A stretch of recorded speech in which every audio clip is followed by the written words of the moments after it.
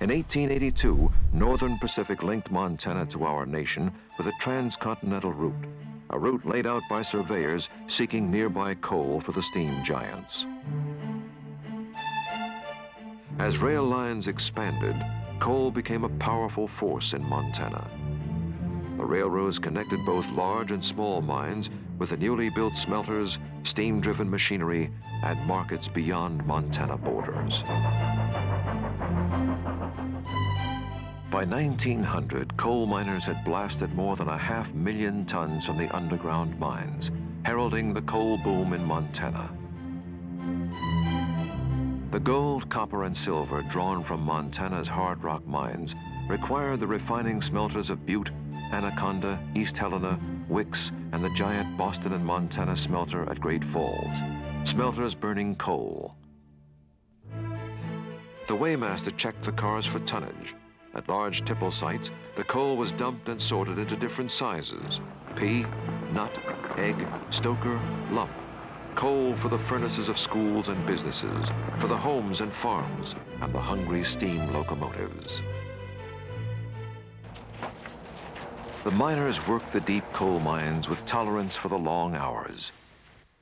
The seasoned miners did not find the underground working place as dangerous as the new man, the miner unfamiliar with the roof falls, the poisonous gas, and the killing explosions. The experienced miners watched over the unseasoned until they knew how to test a roof with a pick or watch for a runaway coal car. About the time a miner became comfortable in his trade, he had to risk becoming unguarded, careless.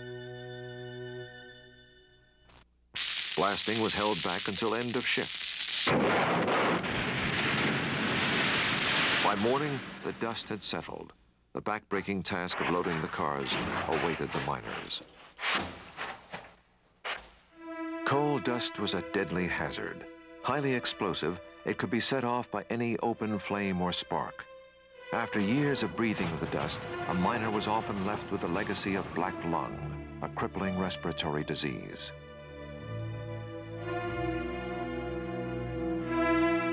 As the miners reached deeper for coal, miles of tunnels became harder to ventilate. Pillars of coal were left standing to support the roof, and where the roof was unsound, supports put in place.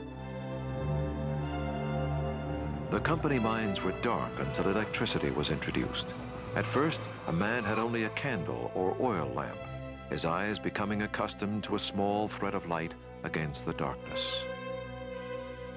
The horses and unyielding mules were stabled underground, brought to the top only during the summer months.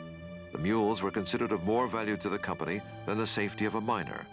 He could always be replaced. Some mules were born and died underground, never seeing the light of day.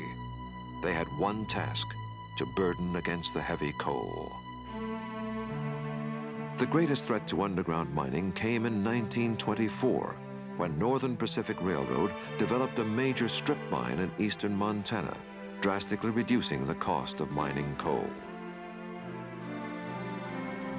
Many railroads turned to oil for fuel. The domestic use of coal was declining. Natural gas, oil, and electricity taking its place. Although some underground mines continued to operate, many coal miners looked to a new trade, their skills no longer sought by the industrialists. The Depression of the 1930s also brought an end to once productive coal mines. The closing of any coal mine was a hard reality for many.